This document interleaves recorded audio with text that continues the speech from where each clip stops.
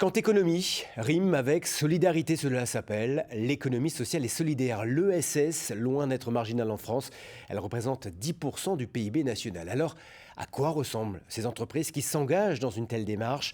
Un exemple ce soir dans ce journal, celui d'Eco-ID, une société basée à Soultz-sous-Forêt. C'est un dossier signé Sylvie Malal et Philippe Dezemptes.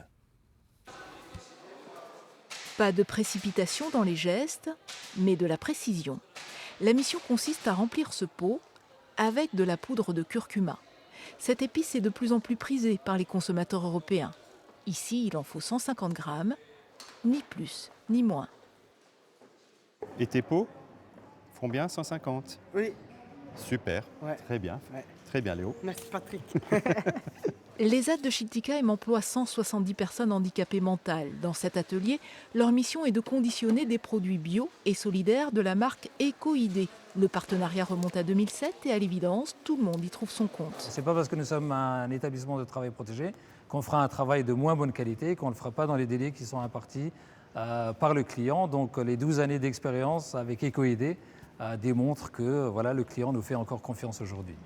Direction Soultz-sous-Forêt, dans le nord de l'Alsace. C'est ici que convergent des tonnes de marchandises en provenance des 4 coins de la planète. Curcuma indien, cacao du Pérou, sucre de palmier du Cambodge. Les produits conditionnés en Alsace repartent vers les réseaux d'enseignes bio un peu partout en France. Le marché du bio progresse vite, très vite. Plus de 8 milliards d'euros de chiffre d'affaires en 2017. Une croissance telle que même la grande distribution a fini par s'y mettre. Dans ces hyper, toutefois, on ne trouvera jamais de produits Eco-ID. C'est la ligne rouge que le fondateur refuse de franchir. Quand on voit des grands acteurs qui se lancent dans l'agriculture biologique, on sait bien d'un côté qu'ils vont populariser cette démarche-là. Et là, je n'ai rien contre. Je ne peux pas dire que je vais être contre ça. Mais par contre, nous, on défend des choses qui vont beaucoup plus loin au niveau social et environnemental et économique. C'est un long parcours. On peut faire du bio et en même temps payer les producteurs au rabais. Pierre Hubert, lui, se l'interdit.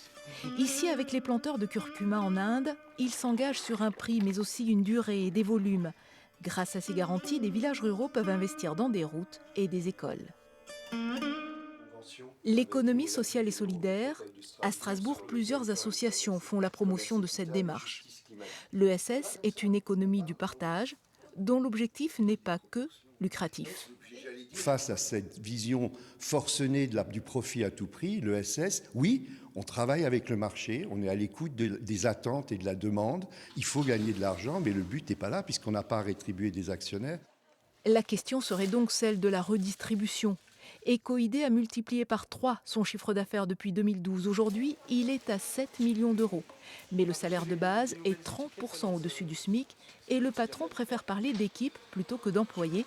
Alexandre Otterman y a trouvé sa place. Vous avez bien vu mon style déjà, il tolère les piercings, les tatouages, le style de tout le monde, on peut parler de tout, on peut rigoler de tout. C'est vraiment une bonne ambiance, quoi.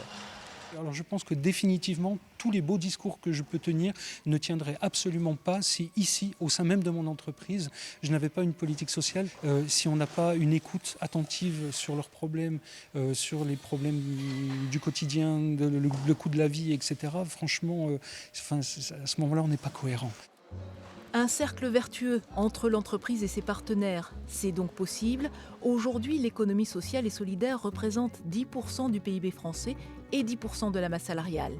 En adoptant quelques principes comme limiter les intermédiaires entre le produit, ce sucre roux, et son origine, la fleur de coco, cueillie à la cime de cet arbre.